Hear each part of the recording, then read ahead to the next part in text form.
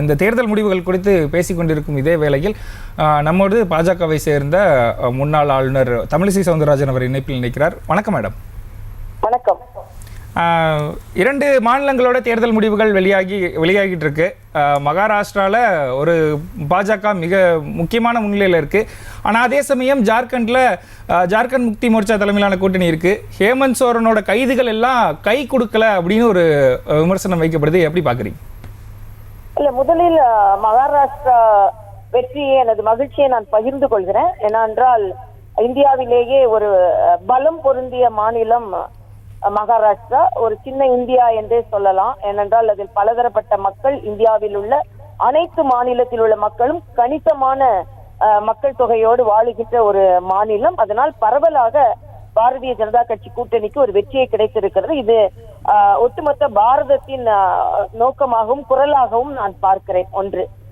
இன்னொன்று, ஜார்க்கண்டை பொறுத்தமட்டில் ஏதோ தேர்தலுக்காக கைது செய்ததை போலவும் அது பலன் தராததை போலவும் நீங்கள் சொல்கிறீர்கள். அவர் மீது அப்பட்டமான ஊழல் குற்றச்சாட்டு இருக்கிறது, அது நிரூபிக்கப்பட்டிருக்கிறது. அதனால் அவர் கைது செய்யப்பட்டார்.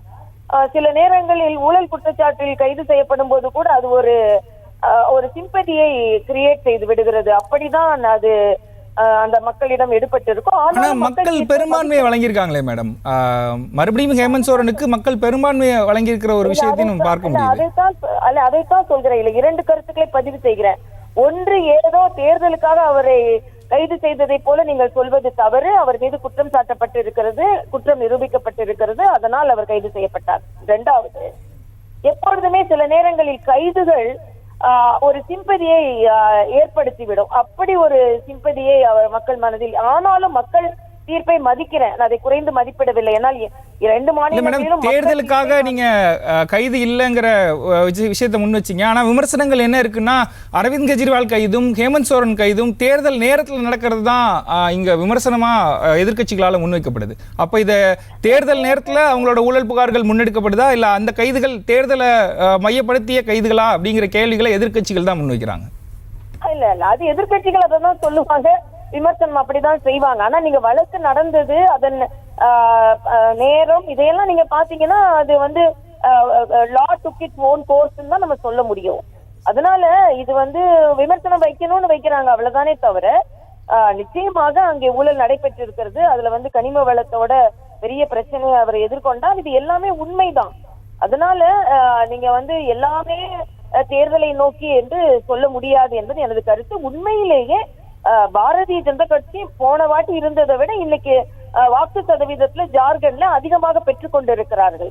ஆக பாரதிய ஜனதா கட்சி முன்பே இருந்ததை விட இப்ப வெற்றி பெற்றுக் கொண்டிருக்கிறார்கள் என்பதையும் நாம் இங்கே கணிக்க வேண்டும். ஆக அப்படி பார்த்தால் 2 மாநிலங்களிலுமே எங்களுக்கு மக்கள் ஆதரவளித்துக் கொண்டிருக்கிறார்கள் என்பது மட்டுமல்ல, மகாராஷ்டிராவில் இதுவரை 200 ஒரு கூட்டணி முழுமையாக தாண்டியதில்லை. அதை நோக்கி போய்கொண்டிருக்கும் பொழுது மக்கள் எவ்வளவு அறுதி பெரும்பான்மையாக ஒரு தெளிவான முடிவை மகாராஷ்டிராவில் எடுத்திருக்கிறார்கள் என்றால், நான் ஏற்கனவே சொன்னதை போல மகாராஷ்டிராவை பொறுத்த மட்டில் என்ன சொன்னாங்க, குஜராத்காரங்க வேணுமா மகாராஷ்டிராக்காரங்க வேணுமா அப்படின்னு அவங்க பிரச்சாரம் செய்தாங்க.